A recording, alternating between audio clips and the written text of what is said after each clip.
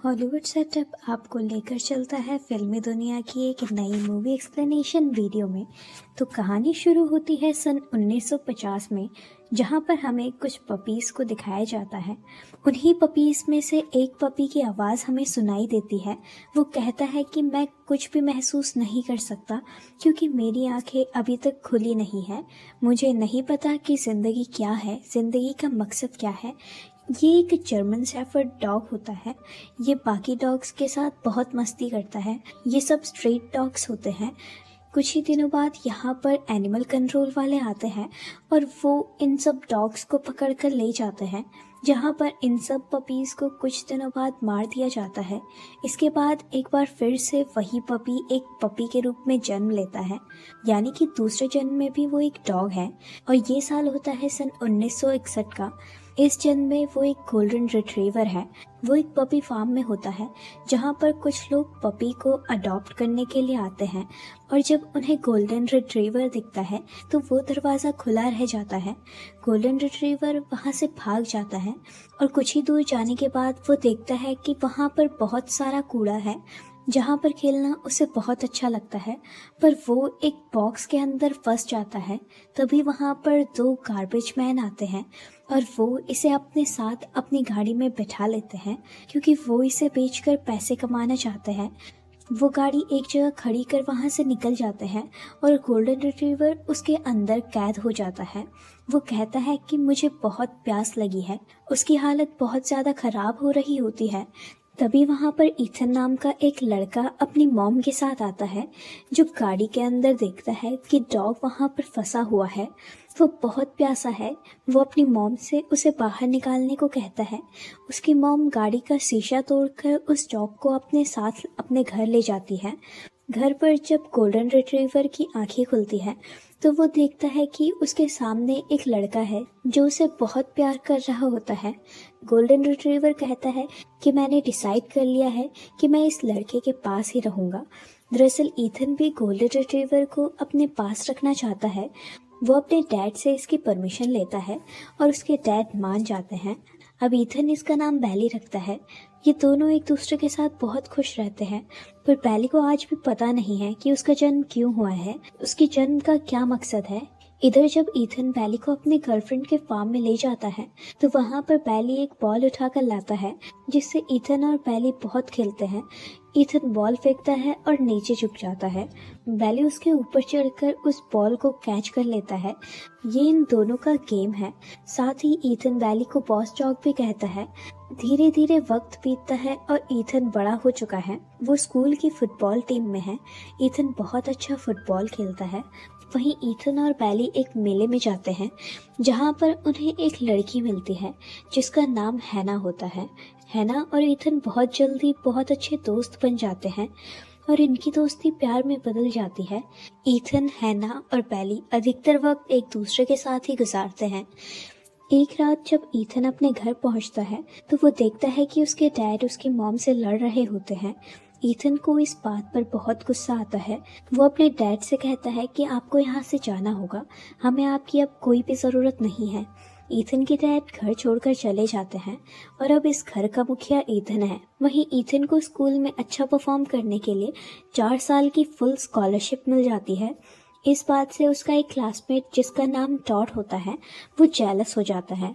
वो ईथन के पिता के बारे में, ईथन की गर्लफ्रेंड के बारे में उल्टा सीधा कहता है। इस बात से ईथन को गुस्सा आ जाता है। वो उसे पंच मारता है। उसी रात को जब ईथन अपने घर पर सो रहा होता है तो वही क्लासमेट जिसे उसने पंच मारा था वो उसके घर में आग लगा देता है। ईथन, उसकी मॉम और बैली दरवाजे से नहीं निकल सकते, इसीलिए ईथन सबसे पहले रस्सी से अपनी मॉम को नीचे भेजता है, उसके बाद बैली को। लेकिन जब उसकी बारी आती है तो उसकी रस्सी वहीं छूट जाती है। ईथन को अब ऊपर से कूदना पड़ता है, जिस वजह से उसके पैर में फ्रैक्चर हो जाता है। ईथन को एम्बुलेंस से हॉस्पिटल ले जाया जाता है। वहीं पर टॉड भी छुपा हुआ होता है। वहाँ पर पुलिस भी होती है और वो टॉड को पकड़ लेती है। ईथन कुछ दिनों बाद हॉस्पिटल से अपने दादा दादी के घर पर आता है। उसके पैर में फ्रैक्चर है, यानी कि अब वो फुटबॉल नहीं खेल सकता, इसीलिए उसकी स्कॉलरशिप भी रद्द हो जाती है।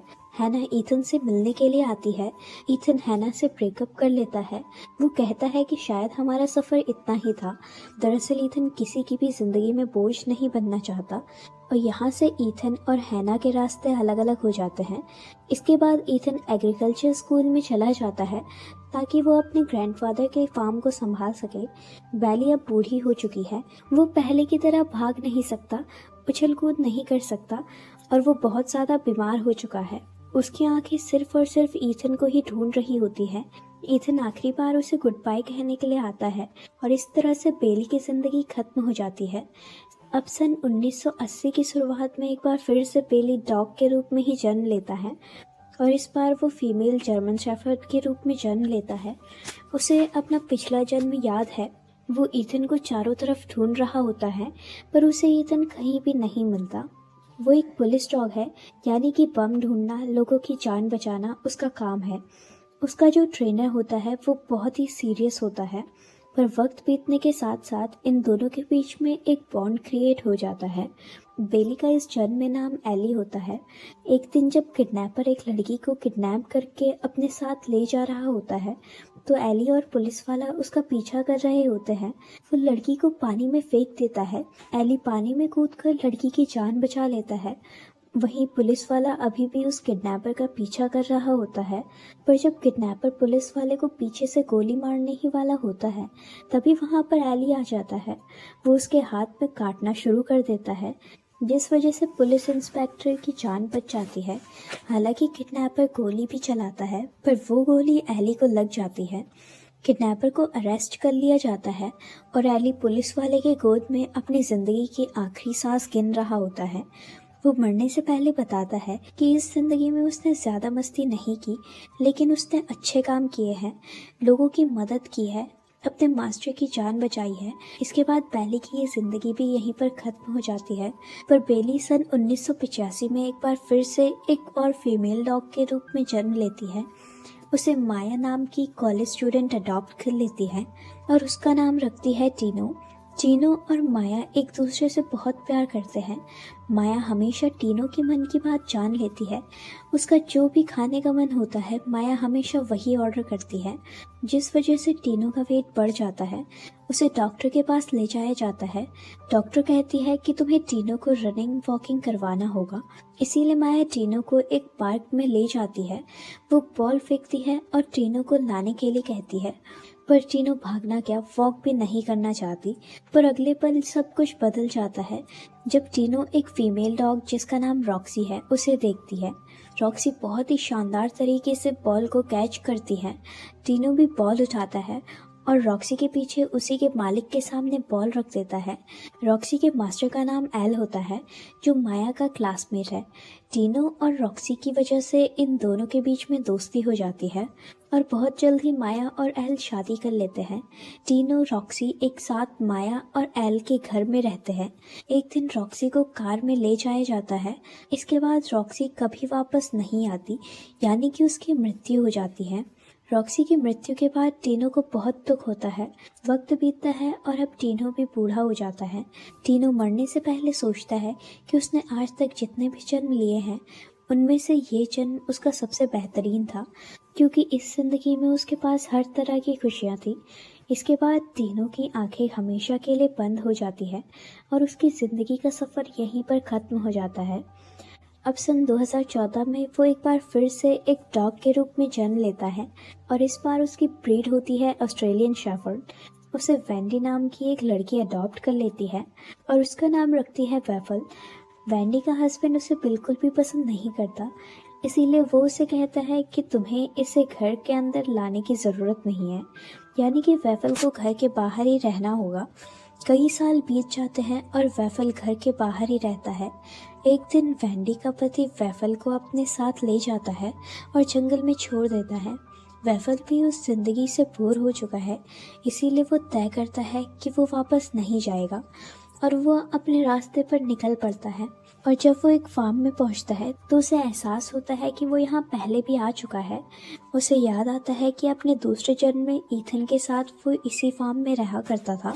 वो चारों तरफ ईथन को ढूंढता है और तभी ईथन उसे दिख जाता है, जो कि अब बूढ़ा हो चुका है। वो भागते हुए खुशी से ईथन की तरफ जाता है और उसे प्यार करना शुरू कर देता है। वो कहता है कि आखिर मैंने तुम्हें ढूंढ ही लिया।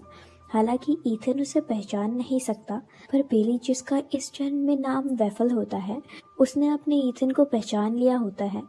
ईथन उसे खाना देता है और कहता है कि तुम्हें अपने घर जाना होगा, पर बेली कहता है कि यही मेरा घर है। ईथन दरवाज़ा बंद कर देता है, पर बेली वहाँ से हिलता भी नहीं है। इसीलिए अगली सुबह ईथन उसे एक डॉग फार्म में छोड़ देता है ताकि उसे कोई अडॉप्ट कर ले, पर ईथन से भी नहीं रहा जाता है। इसीलिए अगले दिन वो जाकर बेली को अपने साथ अपने घर वापस ले आता है, यानी कि उसने अब बेली को अडॉप्ट कर लिया है। पर बेली देखता है कि ईथन की ज़िंदगी में अकेलापन है। वो किसी भी तरह से ईथन की ज़िंदगी से अकेलापन हटाना चाहता है। दरअसल हैना के साथ ब्रेकअप होने के बाद उसने कभी भी शादी नहीं की। एक दिन बेली घर से निकल जाता है और एक घर के बाहर पहुंचता है, जहां पर उसे हैना दिख जाती है। वो उसके पास जाता है। हैना उसके गले में उसका बेल्ट देखती है, जिसमें उसका नाम लिखा होता है बडी। दरअसल ईथन ने उसका नाम बडी रखा है और बैज की दूसरी तरफ ईथन का नाम होता है। हैना जब ईथन का नाम देखती है तो वो बेली को लेकर उसके फार्म तक पहुंच जाती है, जहां पर ये दोनों एक दूसरे को देखकर बहुत खुश होते हैं। हैना उसे बताती है कि मेरे पति की मृत्यु हो चुकी है। ईथन भी उससे माफ़ी मांगता है। वो कहता है कि मैंने तुम्हें अपनी ज़िंदगी से दूर कर दिया, इसके लिए मुझे माफ़ कर दो। हैना कहती है कि ये बहुत पुरानी बात हो चुकी है। इसके बाद ईथन उसे डेट के लिए पूछता है और ये दोनों एक बार फिर से एक हो जाते हैं। जल्द ही ये दोनों शादी कर लेते हैं। हालांकि बेली ईथन को पहचानती है, पर ईथन को नहीं पता होता कि वो बेली है। बेली चाहता है कि ईथन भी उसे पहचान ले, इसीलिए एक दिन वो उस बॉल को, जिस बॉल से बचपन में वो ईथन के साथ दूसरे जन्म में खेला करता था, उसे ईथन के पास लेकर आता है। ईथन उसके सामने बॉल फेंकता है, पर वो उस बॉल को नहीं उठाता। दरअसल बेली चाहता है वो ईथन के साथ उस तरह से खेले जैसे वो अपने दूसरे जन्म में खेला करता था। ईथन भी बॉल को ऊपर उछाल देता है और नीचे झुक जाता है। बिली भागकर उसके ऊपर चढ़कर उछलकर उस बॉल को कैच कर लेता है। ये देखकर ईथन पूरी तरह से शॉक हो जाता है, क्योंकि इस गेम के बारे में सिर्फ उसे और उसके डॉग बेली को पता था। ईथन उसे बॉस डॉग कहकर बुलाता है। जैसे ही वो बॉस डॉग कहता है, बेली भौंकना शुरू कर देता है। अब ईथन समझ जाता है कि ये और कोई नहीं बल्कि उसका बेली है, जिसने दोबारा जन्म लिया है। इसी के साथ ये मूवी यहीं पर ख़त्म हो जाती है। उम्मीद करते हैं कि आपको हमारी एक्सप्लेनेशन पसंद आई होगी। Thanks for